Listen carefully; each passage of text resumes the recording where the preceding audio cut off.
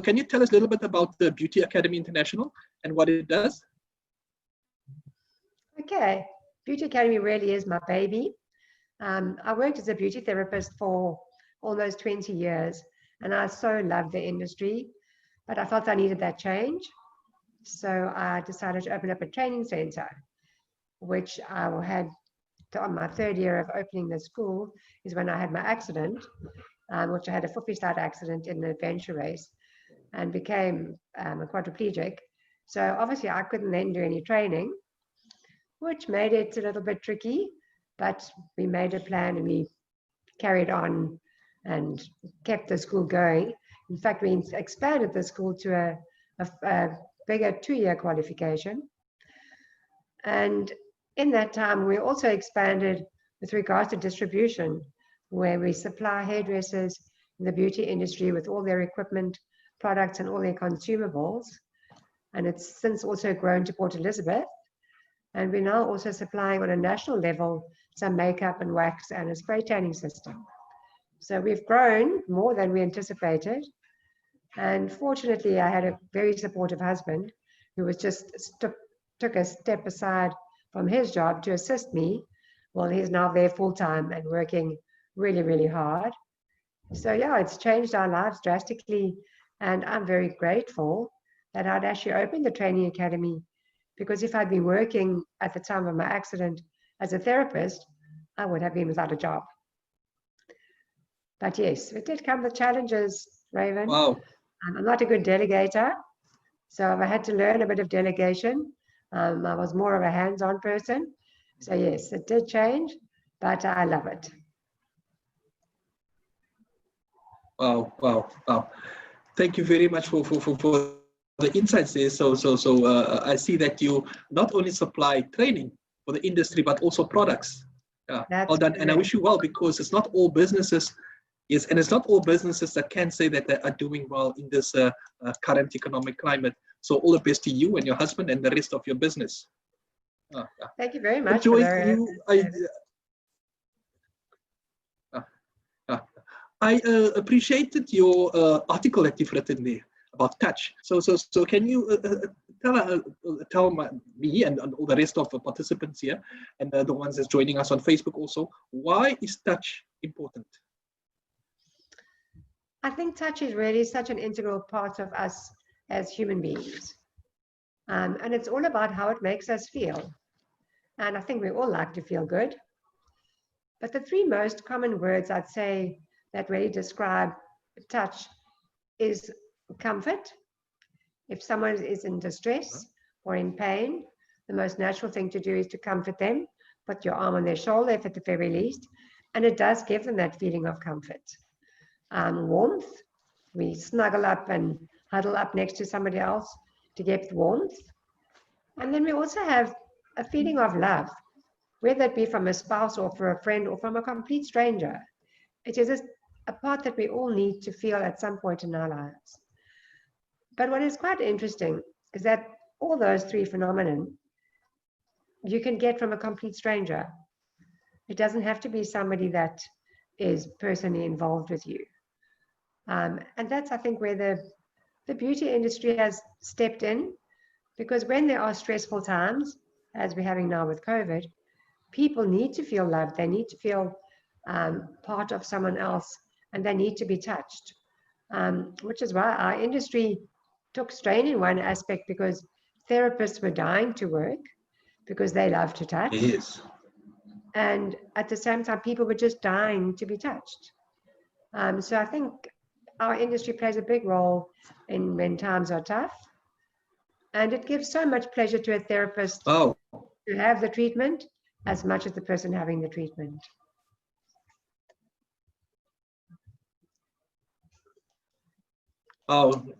Speaking of a mutually beneficial relationship there. Definitely. And when we talk about touch, we're assuming it's a good touch. Yes, yes. No violent touching and no inappropriate touching. But even just going to the hairdresser and having your hair washed, or going to have your nails done, or whatever it is that you might want to do, you're allowing someone into your space. especially when it comes close to your head. And as soon as you allow someone into that space, you build a little bit of trust in them. So you build a relationship with that person, even though you don't really know them personally. You start to build a bond. So it works both ways.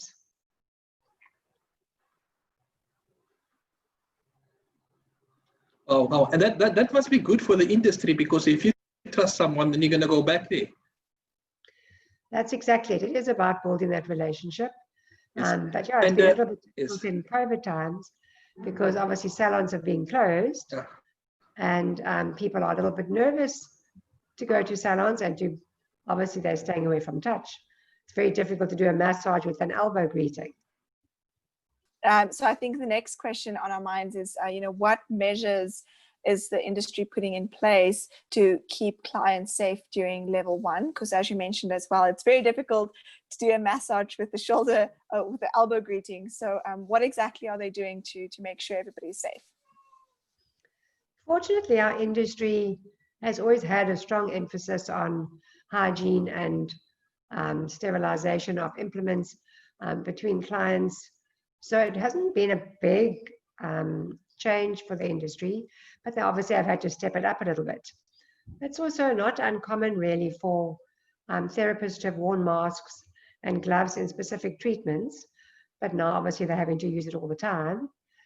And therapists, I'm talking qualified or registered salons, so it's very hard to speak for people working from home or little corner places that perhaps are not fully qualified.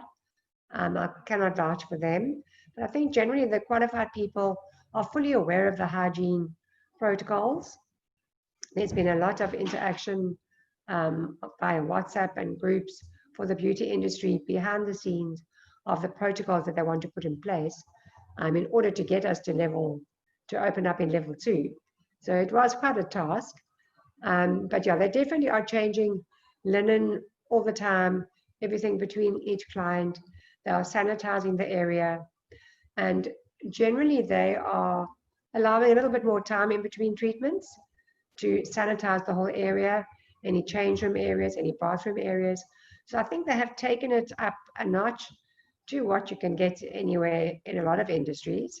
But I think they are so desperate to work that they are doing everything that they have to do in order to keep going. Because if their clients are well and safe, they have a client. If their clients get ill, they're not going to be back. Yes, definitely. And I think that's such a valuable point that you're making, is that above all else, the beauty industry and beauticians are caring for their clients. And so obviously they would never do anything to put the client at risk, which of course also brings us to the next section about what can a client do to keep the beautician safe, because it's obviously a two-way street, and us as the clients also need to be very careful and keep our beautician safe.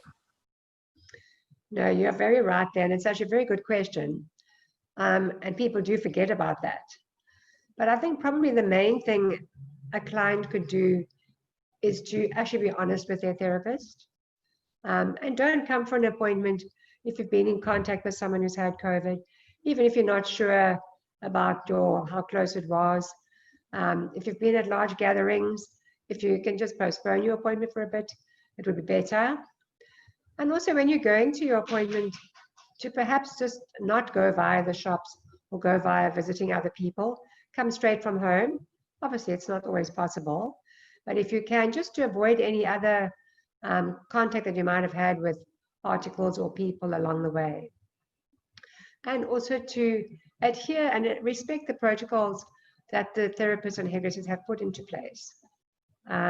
It's difficult for the therapists and hairdressers, so we need to pass that on to our clients. So if they can just work together, it can make a happy medium for everyone. And obviously also, if you're showing any symptoms, rather cancel your appointment, even if it's last minute. No, that's very true. And really, it's all about following the basics and following the regulations that are kind of already in place, just to keep ourselves safe. More of a fun point that I would like to suggest is just, what massage tips do you have for those of us who maybe don't feel confident enough to go out, or who would like to try this at home when we can. No, it's very good. And I think everybody has delved into that at some point of their lives. And it's actually brilliant. You know, massage is such a part of our body that it stimulates all our organs to function well, besides making us feel good and all that I've spoken about. But it relaxes the body, it relaxes the mind. And it allows, when your body is relaxed, it allows all your organs to work a little bit better. So everything is going to be functioning a little bit better. So working from home is going to give you a lot of those same benefits. And you can give a very special massage at home. And don't think massage that it has to be a full body massage. Salons have got various different treatments of full body massages, of Indian heads and hot stone massages and aromatherapies and a variety of things, which is great. But a lot of that can be implemented at home. You can give each other a head massage, obviously if you are able, seated in a chair, so you can get that hair going, invigorate the scalp. And in fact, that takes a lot of blood to the brain, which does increase your concentration. So all that is very good. Rub those shoulders, get those fingers into the tight little knots, feel for where that little knot is, and just work that area. But also, sometimes we just want to make it a little bit special. Dim the lights, light some candles, make it feel good, put some lovely background music on, and then select an area where you're going to work, whether it be a bed, whether it be a couch, or even on the floor. Put a couple of blankets on the floor to make it a little softer. And sometimes people kneel on the floor to get a little bit of pressure. But don't think you have to start a full body massage. Rather, because it's quite a task to do a full body massage, and it can be a bit of a challenge for someone who's never done it before. So pick an area, whether it be the back or the legs, and just work that area so that you can both still relax a little bit afterwards, or do each other if it's possible. Some people have also known to use the dining room table because it's easier to work at a table height. So that's also an option. Depends what you're going to be doing on the table. Obviously, we need to protect the table. And also, talking of protection, protect the area where you're working. Because most commonly we use massage oil to massage.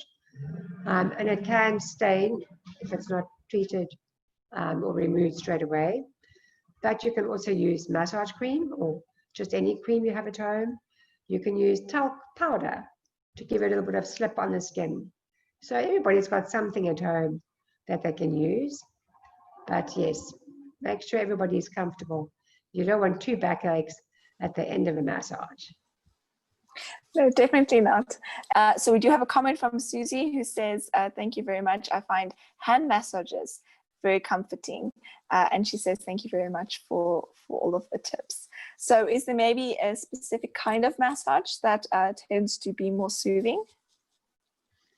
If you're wanting a soothing, relaxing massage, then you just reduce your pressure a little bit, do long stroking movements. But another really good massage is also the foot, because both the hands and the feet, in fact, have reflexology points in there.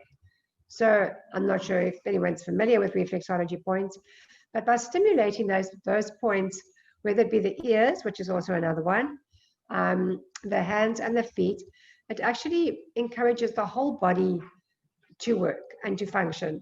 So because the energy fields go right through the organs as opposed to just work in the area. So giving a good foot massage is probably just as good as giving a good back massage. And there's no excuse for that. People are sitting watching TV. They could be doing each other's feet at the same time.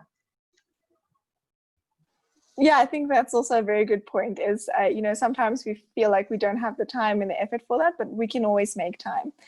Yeah, I think if there's anything else we'd like to add. Massage. Yes, thank you. We're talking massage here because of it being touch, but touch is in so many different ways. When you go into the hairdresser and they fiddle with your hair, it does something to you.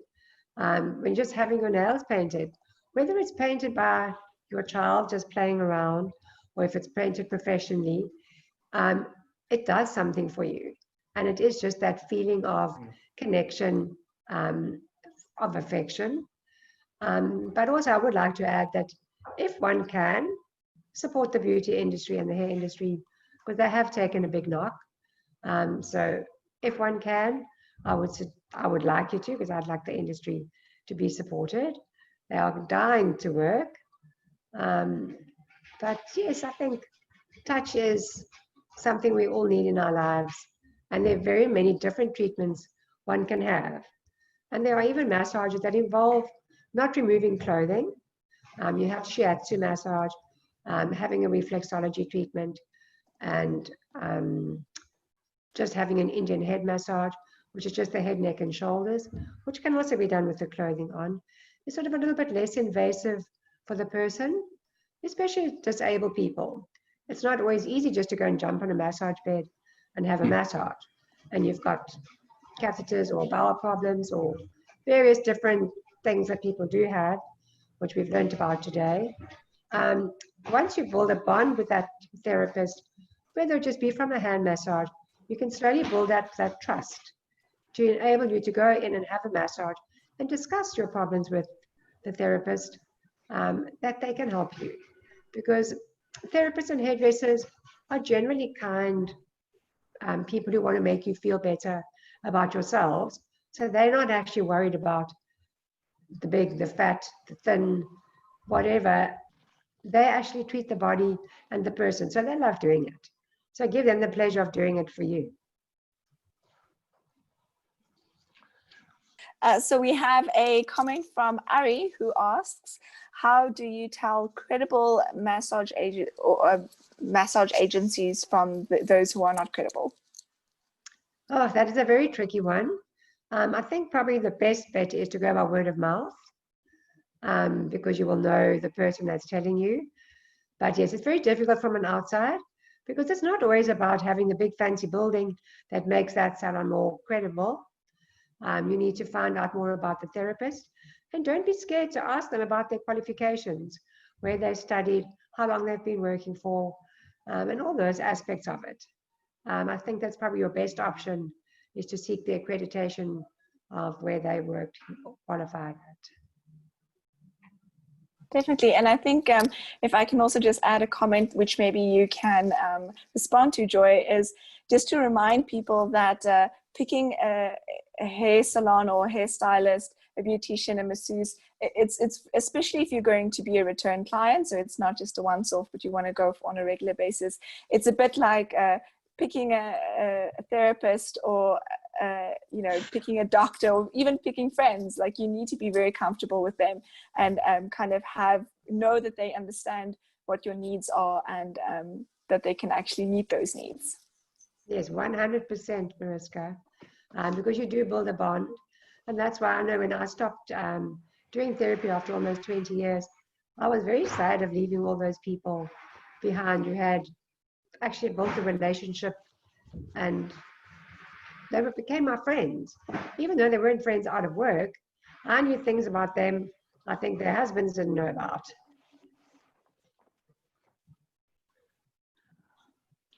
Wow, that is interesting. So you do not only touch the body, but you touch also the soul of that person, because that person gets the trust relationship built up and share with you. Wow, that is really interesting. Most definitely. Yes. But just allow me to entertain one more question, Joy. And to bring it back as a person with quadriplegia, and in terms of the loss of sensation, did that actually change your view about the importance of touch? Not at all, because even though you don't have the actual sensation, because I don't have much sensation, I've got light touch sensation and lots of nerve pain, but even though the areas that I cannot feel, having the massage will still stimulate the blood flow, it will still increase the lymph flow. Like I mentioned in the article about puffy feet and swollen ankles, a good foot massage can increase that circulation, as an example, whether you can feel it or not. The physiological part of the body still continues working, even though you don't feel it. So you will still get the benefit. Joy, thank you very much.